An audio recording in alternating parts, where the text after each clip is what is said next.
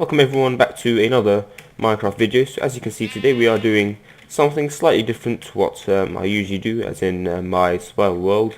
But today we'll be teaching you how to make an iron farm. Now this iron farm, there are loads of whoa, there's a village here. That's interesting. But there are loads of iron farms or iron farm tutorials out here, but this one is my own one. It is more reliable. It's also easier to modify, and it works in both Java Edition and Bedrock Edition. Now, the Bedrock Edition I haven't properly tested yet, but the mechanics, I've learnt the mechanics, or tried to learn the mechanics, and it does appear to be, easily incorporated into this design. So let's just do this quickly. Right, so I'm set up here a few of the resources you'll need to make this iron farm. Now, in survival world, this isn't really the end game stuff. You can probably do this in intermediate game, and it's a reliable way of getting iron. So if you put this in your spawn trunk, then you'll be getting a lot of iron. Now, whether it's the most efficient way of getting iron or not, I'm not too sure, but you can get maybe, let's say, around about 100 iron per hour. So that's an hour you can spend exploring or building or so on, and all that time you're just getting iron into your chest. So I'm also feeling a little ill. As you can hear, my nose is a little blocked, but let's get started into the building materials. So this is the villager and zombie area. These are materials that you'll need: cobblestone, carpet, fences, and this is where it gets interesting. So of course I'll explain this a lot more later as we want to get into it, but you will need, for Java Edition, minimum of 5 villagers, and for Bedrock Edition it's slightly more complicated, but you will need 10 villagers for that, at least 10, and also you'll need 21 doors. Now in addition to this, you'll need beds, so I have 5 beds here, but it's a bed for each villager, and also a workstation for each villager. So again, if you're doing Bedrock Edition, you'll need more. Now for Bedrock Edition as well, you'll also need a bell, which actually doesn't go in here, it goes in here. This is a good time actually to go into the iron golem spawning area. Now what you will need for this is cobblestone, fence gate, and 2 buckets of water. Now you actually need more than 2 buckets of water, but you can make there an infinite water supply, and then you can just keep reusing your buckets and getting water. Now the killing area, you will need cobblestone, water. Again, this is just, you can do the infinite water supply trick. Now this is then the collecting spot, or where you kill iron golems and then you collect the iron. Now there are many methods of doing this. I found the best one that I prefer is the magma block and the minecart with the hopper and the rails, and then hopper in the chest. That is the least resource intensive way, and also magma blocks don't destroy items, and the minecart with the hopper collects them quickly. Okay, so let's get started into building this. Okay, so first of all, what you need to do is you need to collect your scaffolding. So obviously in creative I don't necessarily need scaffolding, but it might be easier for me just to show you how things are done. Now if we go in here and you just build up scaffolding. Now you want to make this relatively high, just because villagers have a particular set of like a routine, let's say, when they are about to spawn an iron golem, and one thing they check is how if there's an iron golem close by, because if there's an iron golem close by, they don't spawn in another one. So this is probably a little bit too high for your average survival world, but this will do for our tutorial here. So next up, what you need, I'm not going to go back and forward, I'm just going to get what I need. So next up, what you need is your cobblestone. Now cobblestone, what you want to make is both a zombie running around area in the middle and a zombie area, and a villager area around the side. So what I do is I have a 25 by 25 square, and then after that we can build on from there. So 25 by 25 square is simply middle block 1, 2, 3, 4, 5, 6, 7, 8, 9, 10, 11, 12, and then here 1, 2, 3, 4, 5, 6, 7, 8, 9, 10, 11, 12, so around 24 here, 1, 2, 3, 4, okay, and so on and so forth. So I'm going to build this for you, and then I'll return back. Okay, so as you can see, I've built my 25 by 25 platform. Now 25 by 25, it's not like actually I might need that later. it's not a set size. You can have it really any size, but that's the size that is doable within a survival world. So now what you're going to do is you're going to take some fence. Let's take some nether brick just to make it exciting, and you're going to outline the edge of where your villages are going to be. So here we're going to do obviously the outside, and then you're going to be doing the inside as well. So let me just do that quickly, and I'll get back. Okay, so I've done the outside of the fencing. Now what you want to be doing is then you want to be making the inside fencing. So you can't just put it anywhere. You need to make sure that you have a fair bit of space between the inside and the outside for at least one bed, and not just a bed right next to the fence, because otherwise the villagers just jump off. So you have to have a bed here and a bed here, and then you can make again a fence on the other side. And this is around about the this space that the villagers should have when they are moving around. So this is, I think, not enough for a bed, so it should be here. So this should be the corner of the fence, of the inside fencing. So I'm just going to do this quickly, and then I'll cut back. Okay, so we have done the village area. This is now not yet finished, but we'll come back to this in a while. So what we're going to do now is we're going to take our scaffolding and we're going to go up a few more blocks. Now again, with this, there isn't really required amount how many blocks needs to be higher up, but not too many. I think it might be 16, but I'm not too sure. I think it might be 16 blocks up high that the villager can actually spawn in iron golem. So around about one more, get one more, that should be fine. Now this is where your iron golems are going to spawn. Now we'll talk about iron golem spawning later on, but what you want here is simply nice 5x5 little square. And what you then want to do is you want to make sure that is covered on all sides. First of all, you want to cover two sides by your fence posts rather, so like this. And then obviously you want to do the other side. Let me just do that quickly. Here we go. And then what you want is you want your fence gate. So let me just get the fence gate quickly. Here we go. And you want those to be right next to that's wrong fence gate. Oops. There's my nether, of course, yeah. You don't actually have another fence gate, do you? That was me being silly. But you want your fence gates connected like this. Obviously it's kind of tricky because you need to shift whilst adding them, but like this. Come on game, okay. And all of them to be open. Of course it doesn't really matter which side they're open. And then you want to do that to the other side. So again, 1, 2, 3, 4, 5.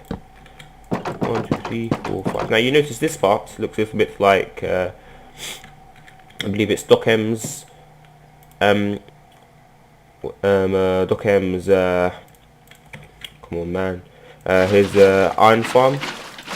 But yeah, this is about it really. All the similarity there is between this and Dockem's iron farm, this spawning area. And now we're going to be doing even more things with it as well. So then what you want to be doing is a line of water sources here, and this essentially means rather that iron golems, once they spawn in, will fall to the side through the fence gates and down into your killing zone, which we'll work on just now.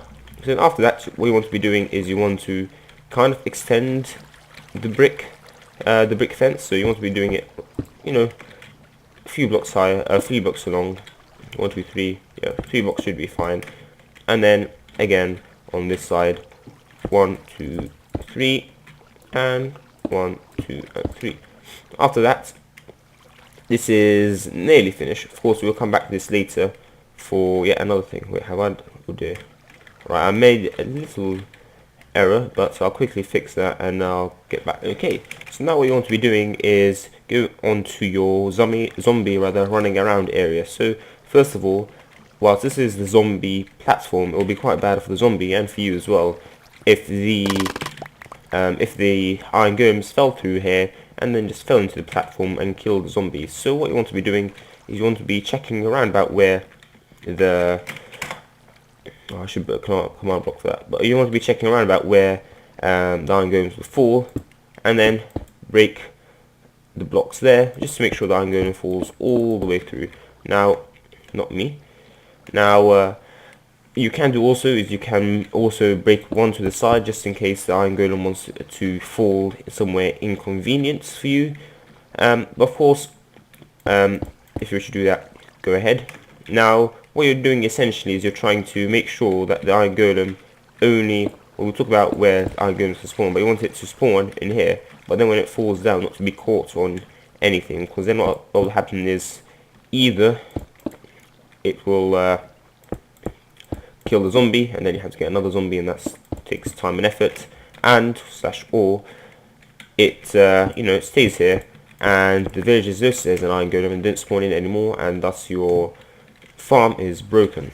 So what you're going to do is simply just break here, and then keep breaking, and just to make sure, again, like I said, the iron golem falls right into your killing area at the bottom. Now I think I need one more here.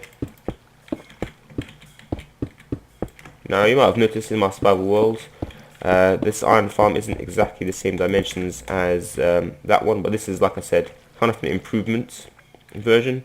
So essentially all the stuff I've learned from making it in survival, all the trial and error, perfected here.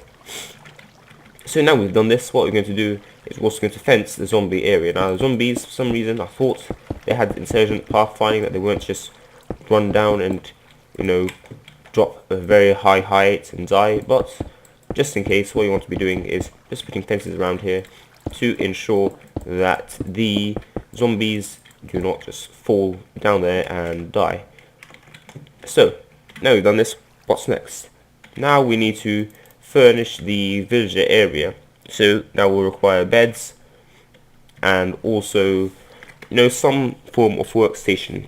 Now you want, like I said, at least five villagers, but you can have more if you want, but make sure they each have a bed and they each have a workstation. Now I put my beds and workstations on opposite ends just because that means that the villagers need to move around a little bit, and so they're constantly looking at the zombie but also not staying still. They're moving around. The zombie needs to follow them and track them, and can only follow one, and then other villagers are free to also look at the zombie. And we'll talk about that more later because it goes into the mechanics. I'm going to explain the mechanics later on in the video, but for now what we've done is we have, let me just double check, what we've done is we've completed, or nearly completed, where the villagers are going to be the villager area, the zombie area, and the iron golem spawning area. Now you might have noticed I put carpets in the required materials. That's because iron golems, we want to limit their spawning area to here only, because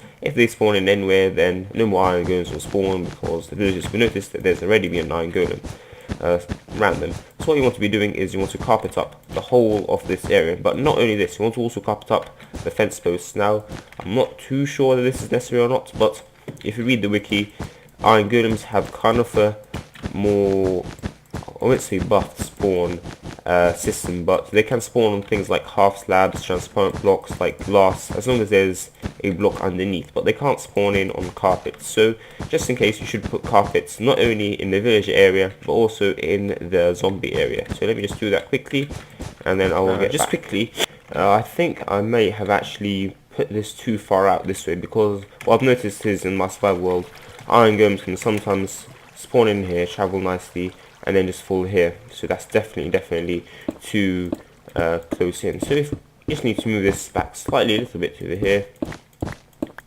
just so the iron golems, as they fall right into your killing area down below. Now something else what might be nice, or what might also work, is removing the blocks underneath the fence posts, but since we're going to be placing down carpets on top of the fence posts, it doesn't really make any sense to do that, because the whole point of that is, or removing the blocks underneath the fence posts, is that if the iron golems fall in, they will, there's a small chance of falling on the fence post, but there's a higher chance of falling on the block underneath it, which could obviously be bad news for the zombie. So what I'm going to be doing now is I'm just going to finish carpeting up, and then I will cut back. Okay, so I finished carpeting up, and as you can see I also carpeted up the workstation as well, because I believe they count as solid blocks. So now what we're going to be doing is we're going to be starting work on the killing area. So first of all, you want to make sure that you know which orientation your, get rid of this, you want to know which orientation the iron golems are going to be falling in, because there's no point in making a killing area that's in this direction where I'm facing goes from left to right. The iron golems can spawn are spawning from in front and behind, or at least they're falling down from in front and behind. So first of all, you want to be able to see around about where the iron golems are falling from. So this is around about, let's see, so that's 1, 2, 3, 4, 5, 6, 7, 8, 9. So you want to give yourselves one block of extra space, just because the iron golems can move laterally as they're falling down. So if we go from this block here, actually just go from the center block. We'll work on the center block later. If we go from here, that is 150, 185. If we just fall, so here, this is going to be the leftmost boundary, or the left or rightmost wall of the farm, of the killing area rather. And then you want to do, I think, 11 blocks away. So that's 1, 2, 3, 4, 5, 6, 7, 8, 9, 10, 11, and then this is going to be the rightmost boundary.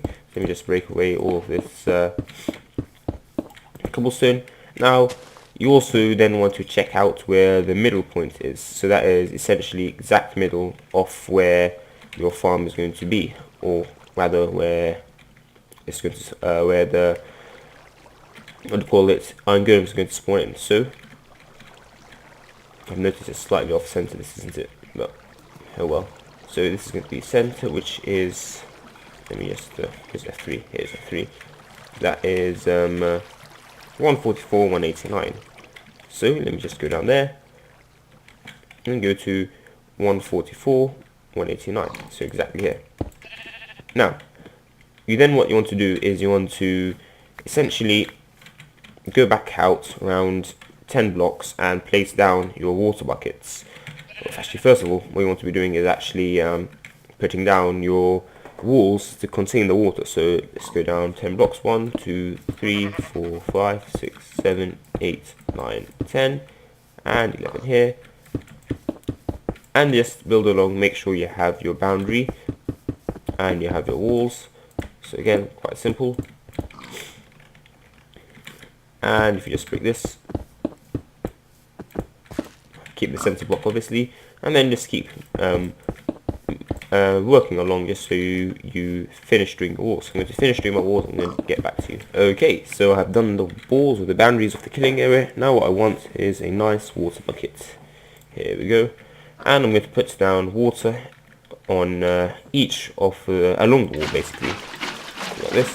Now of course, if you only have 2 water buckets because you're in survival, what you can do is you can put, let me show you a trick. If you put 1 water bucket here and then 1 not next to it, but to its 2 to its right or left or forward backwards, the middle one will also be a water source.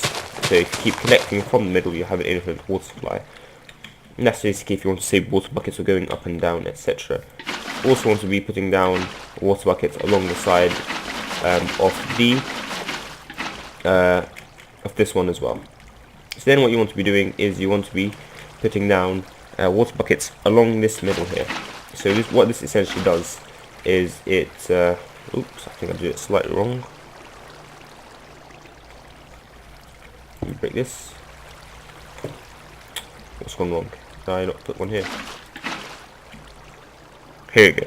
So what this does basically is it collects any iron golems, anything coming in from the side here, and pushes it down into the middle into here. So this is where you actually want your magma blocks to be. So let me get some magma block. Okay, come on. And to break it here. Now, this is not only where your magma block is going to be, but also below is where your minecart is going to be, or your rails with your minecart and hopper. And then also, you're going to connect that to a hopper, and you're going to connect that to a chest. Preferably a double chest, but obviously, a chest will work fine. So, if you then put down a... sorry about that. So if you then put down magma blocks, actually first of all you might want to get yourself a chest, and a hopper. There we go. And simply, let me just give myself, actually no, you want that block. Give myself a bit of space to work. So put down your double chest first. Maybe like this. And then connect your hopper to it just by clicking or shifting and then clicking like this. And then what you want to be doing is putting down your tracks. So powered rail, so then you can actually, you know, your minecart keeps going, it doesn't stop. And then simply place down a normal track here, and then just keep it circling around. Yep. Obviously it might be a bit tricky, just making sure you have it in a good orientation, so you actually, your track does go all the way around. But, you know, with a bit of trial and error, you'll make it work. Now, of course, it doesn't have to be strictly. Let me just wait.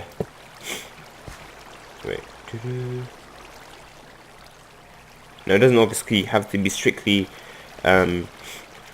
following where the magma blocks are. It doesn't have to be exactly below it. You can mess around with it a little bit just to make sure that your minecart, oh dear, oops, just make sure that your minecart goes around all under the magma blocks and over the hopper as well, which in here is also over a magma block.